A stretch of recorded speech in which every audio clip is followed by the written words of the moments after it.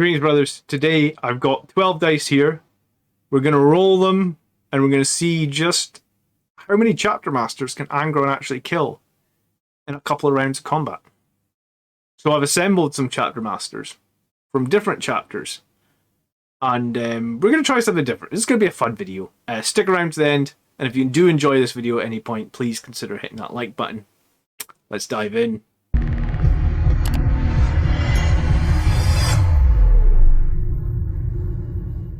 Okay, and as you can see here, there are indeed 12 dice. So 12 dice are going to be how many attacks Angron gets in the new rules. He's going to get 12 attacks, which is pretty crazy considering he's got the two profiles, but we're going to focus on his big attacks at the moment, right?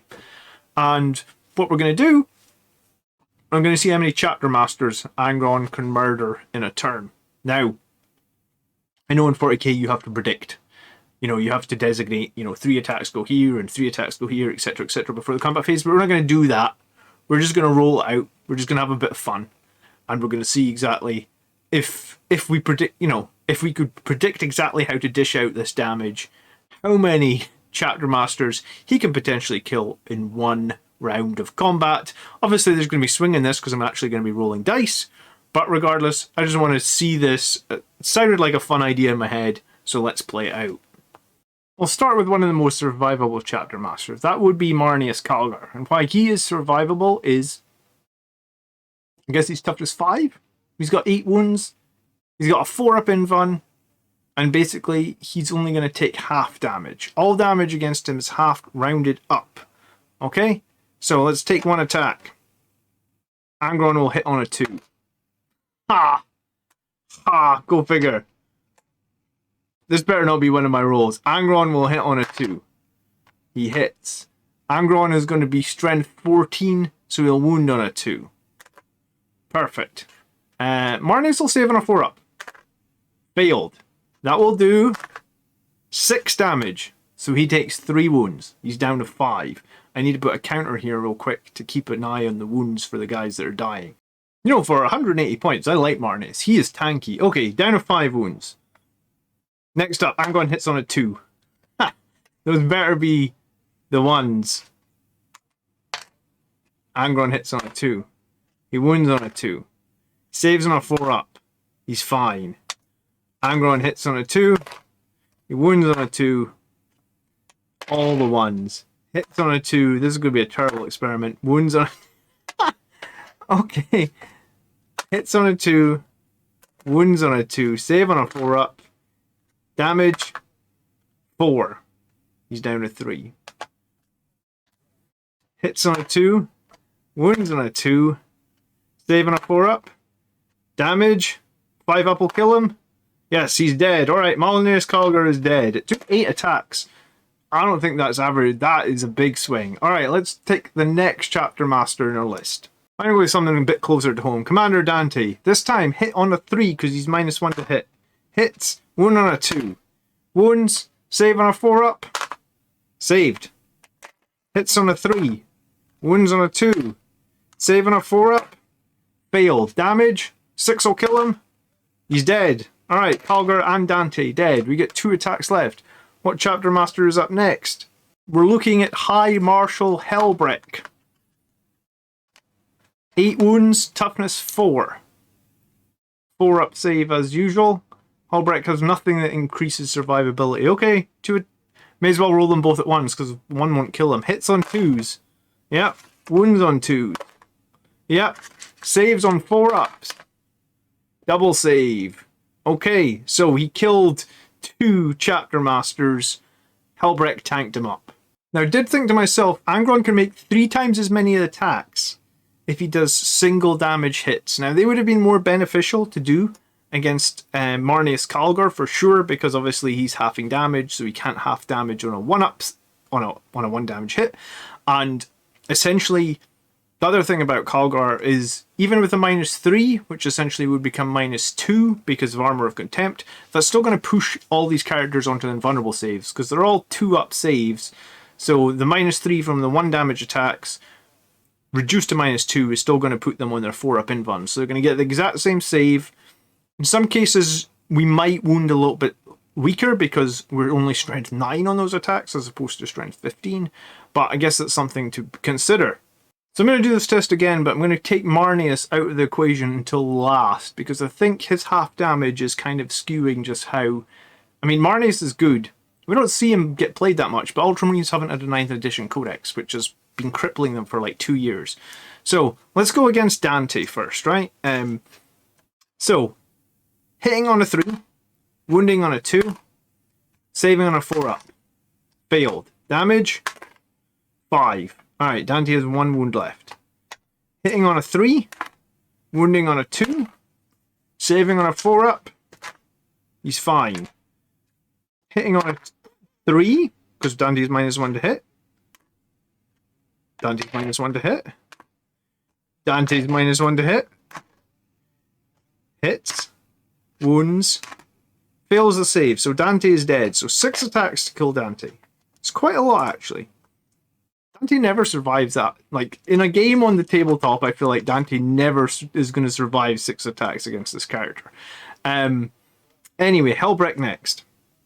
Only need 2 dice. Hitting on 2s. Winning on 2s. Saving on 4-ups.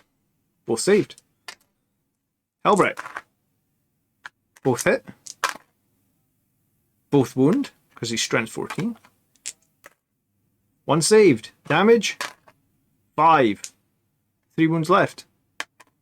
2 attacks left. Hits.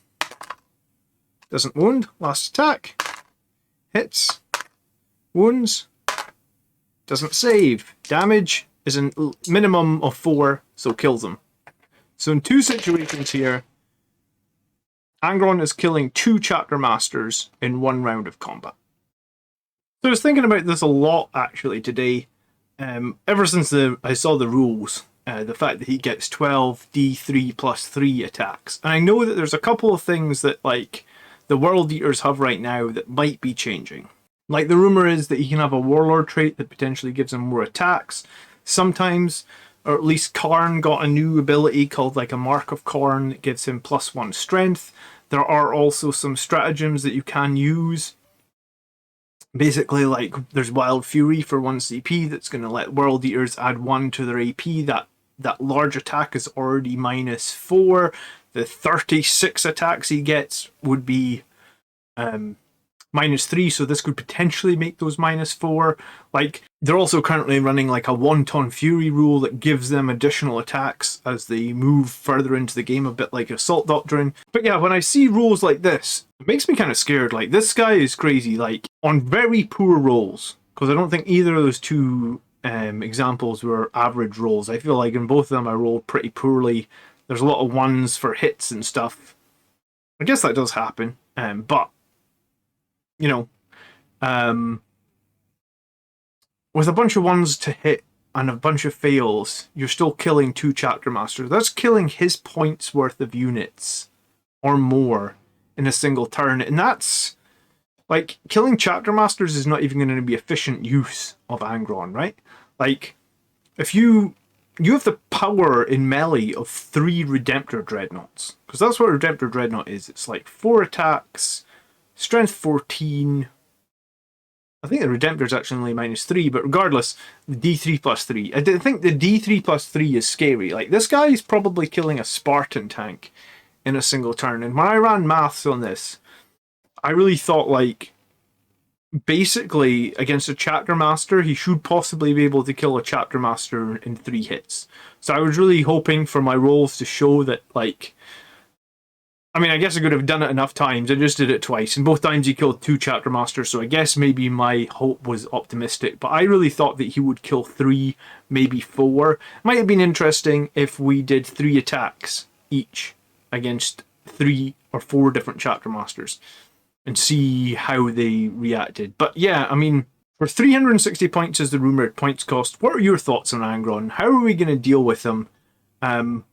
In an army like Blood Angels, where you're running basically no invulnerable saves, like my last tournament army, Dante is the only model in my army that has an invulnerable save, making playing a lot of enemy armies that are meta armies nigh on impossible, right? Because like everybody's hitting at like -3 and -4, and while other armies can just negate that like army wide by having like a built-in invuln, we have nothing like that. And Armor of Contempt really doesn't cut it. And I think this is one of the reasons that after the last balance slate, we saw Blood Angels drop percentages again in terms of win rate. Like we dropped down to 47, which is getting borderline very low, and Marines didn't pick up anything really from shock tactics. Blood Angels got a little benefit from shock tactics because now I feel like we're not so boxed into having to do relentless assault. Like shock tactics is a good alternative, and it kind of scores about the same amount of points.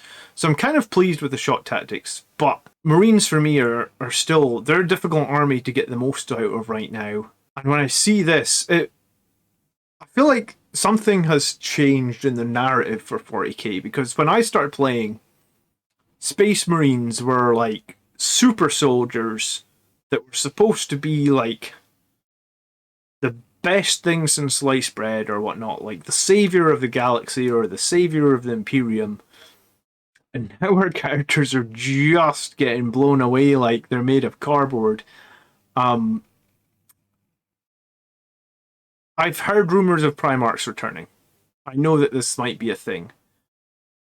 What I would love to see is more options for Marines to have more utility with larger models, I guess. Like it seems like all the Xenos armies now have these large models that can dominate and have all really, really powerful rules. You look at like the Winged Hive Tyrant, you look at the Incarn from Eldar or even the Avatar. You now look at like the Daemon Primarchs that we're getting. I don't feel like Marines are being left behind, but I would like something more than a toughness 4 wound character, or 5, even 6 wounds.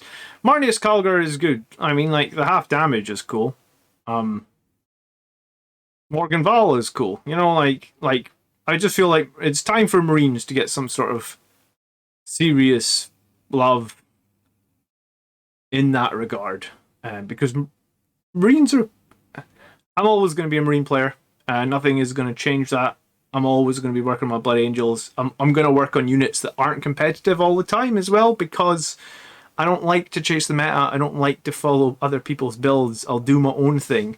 Some of you guys know that. Some of you guys respect that. Some of you guys think I'm an idiot for doing my own thing. Regardless, I'm going to do my own lists. One of the things I find the most fun in the hobby is building lists or building strategies.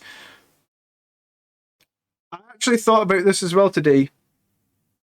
Bearing in mind that Angron's minimum damage is 4, D3 plus 3.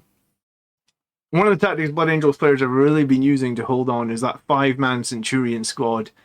And I think with 12 attacks, hitting and wounding, you're talking like 8.3 saves on average. And every 5 up is essentially going to be a dead Centurion. Or every non-5 up is going to be a dead Centurion. So if you ask me, you need to roll 8. You've got 8 saves to make. You need to pass 4 of them on a 5 up, or you've wiped your whole squad of Centurions. I mean, that was one of the reasons I don't run Centurions. Like that's horrific. That's game changing right there. And you're never going to get to charge him with his Centurions, right? Because he moves 16 inches. So he's going to be able to kite them. There's no way the Centurions can get the first strike on Angron. Maybe if you're running Judiciar with the Centurions, but like, then he's probably just going to go somewhere else on the map and just ignore them because they're Centurions and they're slow. So tell me, brothers, what are you thinking about Angron? Are you confident? Have we got ways that we can beat him? I probably don't run enough shooting in my list to really... I know when you do play World Eaters, shooting is a great tactic against them, right? Because normally they're just running across the board at you, and if you do have a lot of shooting, or if you give a decent amount of shooting, that can help win the game against World Eaters. Usually that's difficult for Blood Angels players because we don't lean too heavily into shooting, but yeah, Angron just looks really nasty for us to play against. Let me know your thoughts in the comments. Thank you for watching. Hope you enjoyed something a little bit different. If you did, let me know. And if you hated this week's video, let me know as well, because I've got this broken arm. I don't think you can see it here. Well, maybe you can see that there's a big cast on here. So I've been doing different content for a few weeks, and yeah, I would love to know if you're enjoying the content that I'm putting out, and I'll catch you guys in the next video. By the blood, army made strong. Peace.